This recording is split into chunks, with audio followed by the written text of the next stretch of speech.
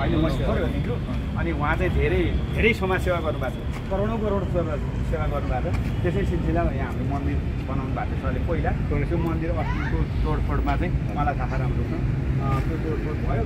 त्यो कारणले फेरि सरले अब त्यो आफूले बनाएको चिज आफूले बालबच्चा माया हुन्छ नि, त्यस्तै आफूले बनाएको सम्झना माया भएर सरले बाटो हिँड्दाखेरि आत्माले नमानेर होइन यो मैले बनाएको थिएँ, म फेरि बनाइदिन्छु भनेर सर आउनु पऱ्यो र सरले आफ्नो चाहिँ आफै राख्नु।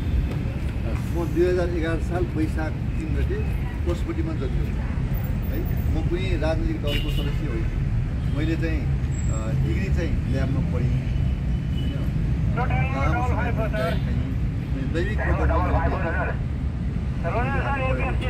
म चाहिँ नेपालमा 3 जना राष्ट्रिय सम्मान दिएको नाउँ थाहा छ। प्रकाश अफसर जान्दिन मान्छेले त्यो थाहा हुन्छ, सङ्गीतकार अमर गुरुङ, साहित्यकार माधव साकिले, समाजसेवामा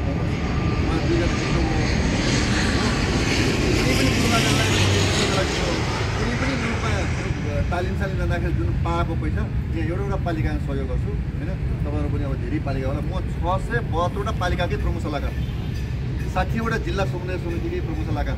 यो मन्दिर मेरो 132औं मन्दिरमा पर्छ। यो भ्यालीभित्रमा चाहिँ बनाएको काठमाडौँ जिल्ला प्रहरी कार्यालय मेरो सहयोगबाट बनेको। त्यसपछि साटोबाट मेरै सहयोगबाट बनेको, साटोबाट ट्राफिक प्रहरी मेरै सहयोगबाट बनेको, अनि यहाँ कृतिपुरको मेरै सहयोगबाट बनेको, यहाँको मेरै सहयोग बनेको। यो अगाडिको पनि गजुर मैले हालिदिएको, मैले हालेको गजुर त्यहाँ पुऱ्याएको छ। अब त्यहाँ पनि मैले हालिदिनु लाग्छु है। अब उमेरले म अहिले झन्डै 71 वर्ष लाग्यो। कति छ? 71 अहिले सोच्दैछु। मेरो 205 पटक रगतदान हो। म चाहिँ आजीवन है, आजीवन त्यो सिभिल हस्पिटलको पनि प्रमुख सल्लाहकार हो। किर्लान्यासदेखि नै म जोडेको हुनाले होइन। यहाँ अब प्रहरीकालाई धेरै माया गर्ने मान्छे मध्ये म पढेँ होइन।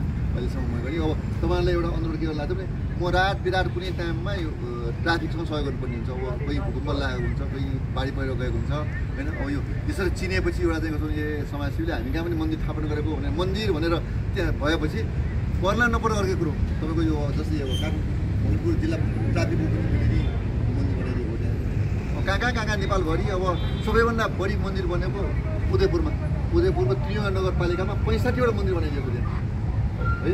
अब किर्तिपुरमा मात्रै त्रिवेणी विश्वविद्यालयको मन्दिर मैले बनाइदिएको, त्यहाँपछि जलविनाको मन्दिर मैले बनाइदिएको, ट्राफिकको पुलिस स्टप मन्दिर मैले बनाइदिएको, यहाँबाट बागभैरवको मन्दिर मैले बनाइदिएको। त्यहाँ मन्दिर चाहिँ के छ, म जेबी फाउन्डेसनको केन्द्रीय अध्यक्ष। हाम्रो चाहिँ 72वटा मुलुकको एउटा चेन छ, उनीहरूबाट पनि सहयोग गर्छ। मैले मूर्ति चाहिँ के मन्जुरी दिने काम गर्छु। मेरो काम चाहिँ यो हो होइन। म चाहिँ मर्न उपरान्त त्रिभुवन विश्वविद्यालयले शरीरदान पनि गर्छु होइन। मेरो 2टा छोरा, एउटा छोरी चाहिँ नेपालमा छ। मेरो छोरी चाहिँ डाक्टर परिमला बैदी सबैभन्दा कम उमेर 22.5 वर्षमा एमबिबिएस पास गर्यो, 27 वर्षमा एमडी गर्यो है। अब मेरो सबै डाक्टर हुनेमा मेरो ज्वाइँ पनि नाउँ चर्चितमा हुन्छ, डाक्टर दीपक श्रेष्ठ भनेको हार्डनसा जोड्ने डाक्टर है। अनि अर्को छोरा चाहिँ मेडिकल माइक्रोबायोलोजी, कम्प्युटर हो, एक्सरे मेसिन बनाउने विषयको सिङ्गापुरबाट पढेर ल सबैजना।